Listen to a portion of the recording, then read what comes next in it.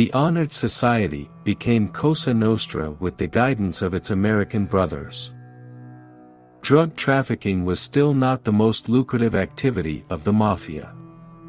The most profitable business remained construction, which provided more income to the Mafia within the city.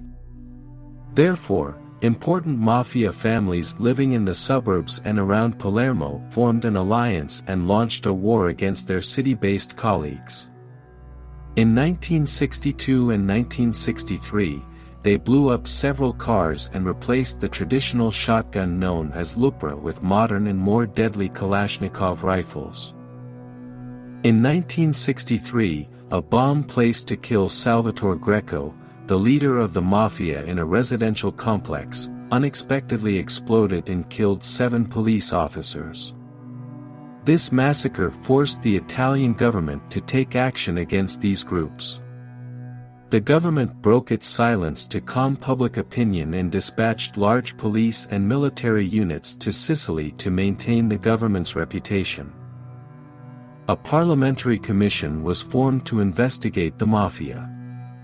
However, the commission progressed so slowly that it took years to reach a conclusion, and although its findings were notable, it was already too late.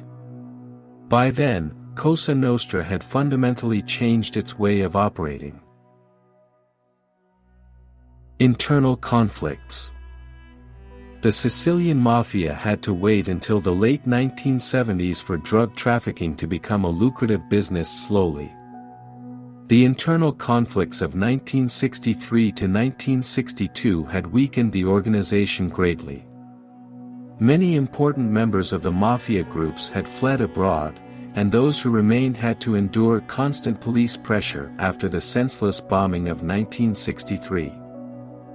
However, in 1969, in trials held in Catanzaro and Bari, many Mafia members who were involved in the Palermo street killings were acquitted due to lack of evidence.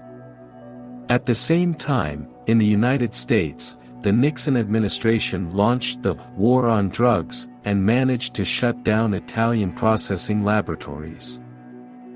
As a result, they transferred the laboratories to Sicily, and by the early 1970s, the Sicilian Mafia gradually achieved significant profits.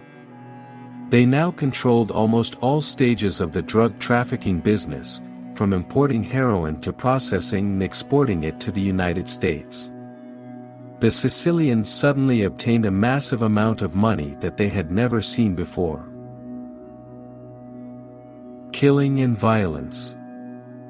In 1981, the increasing competition for money led to a coup within the commission and resulted in a series of intra-family killings. At the same time, many key figures involved in the fight against the Mafia were assassinated. Journalists, judges, prosecutors, police officers, and politicians were being killed. Among the victims were prominent figures such as Dalla Chiesa, the head of police in Palermo, Rocco Chinichi, the senior prosecutor of the city, and Pio La Torre, a politician whose proposed law was passed after his death, allowing the government to seize Mafia assets and impose punishments on those suspected of being associated with the Mafia.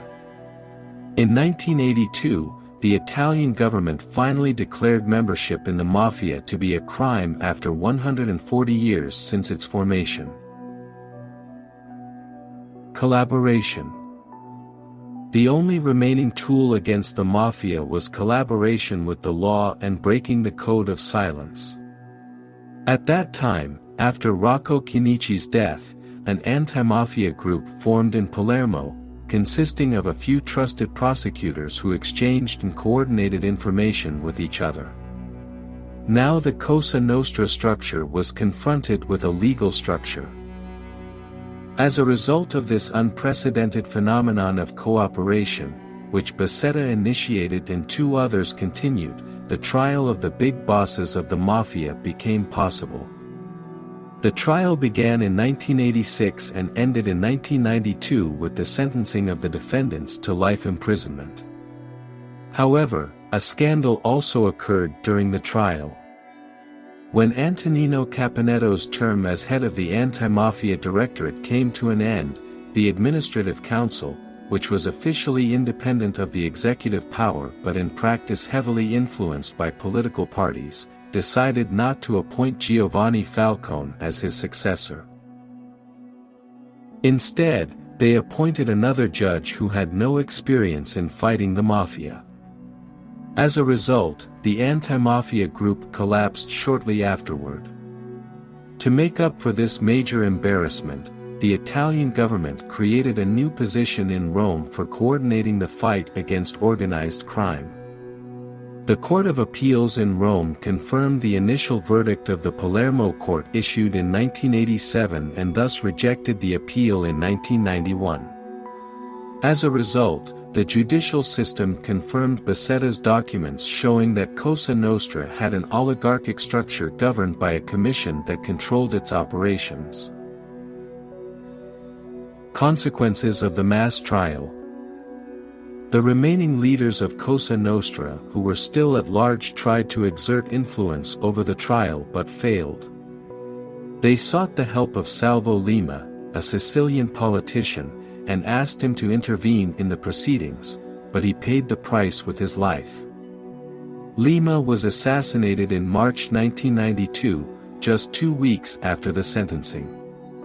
A few weeks later, the Mafia's greatest enemy, Giovanni Falcone, was killed. Italy was witnessing a major change at that time, and this change, which took place within a year, led to the departure from the political scene of the two parties that had dominated it since the war, namely the Christian Democrats and Socialists. Cosa Nostra in Sicily was now without political backing. Before this, in 1989, the Communist Party of Italy had dissolved after the fall of the Berlin Wall. The Mafia, having been defeated in the mass trial, had lost its role as an anti-communist force. Bombings. After Falcone's assassination in May 1992, the Italian government ordered Mario Mori, a colonel in the military police unit, to negotiate with Cosa Nostra. Mori asked Vito Ciancimino, a politician and member of the Mafia who was then under house arrest in Rome, to contact those members of Cosa Nostra who were still on the run. Around the same time, Judge Paolo Borsellino was becoming increasingly concerned for his safety and talked to his family about the possibility of being assassinated. His concerns were justified. Borsellino was killed on July 19, 1992. The bomb used to kill him was brought from northern Italy, not from Sicily, and was controlled remotely by a type of technology used by secret police. This bomb was placed on Borsellino's mother's house and killed 5 of his bodyguards, all of whom were police officers. The relatives of these bodyguards refused to hold a formal funeral for them. When they buried them, people in Palermo criticized politicians and held them responsible for their deaths. Leadership change. In 1993, Toto, the head of Cosa Nostra, was arrested. Bernardo Provenzano took over the leadership of the organization and the bombings continued. However, in other parts of Italy, the Mafia demanded the abolition of protection for informers, as well as the abolition of punishment for Mafia members. At the same time, on the eve of a new political era, Silvio Berlusconi announced that he would enter politics. During the football match between Lazio and Udine at Rome's Olympic Stadium, an attempt to detonate a bomb failed and a bomb planted in a nearby security force car did not explode.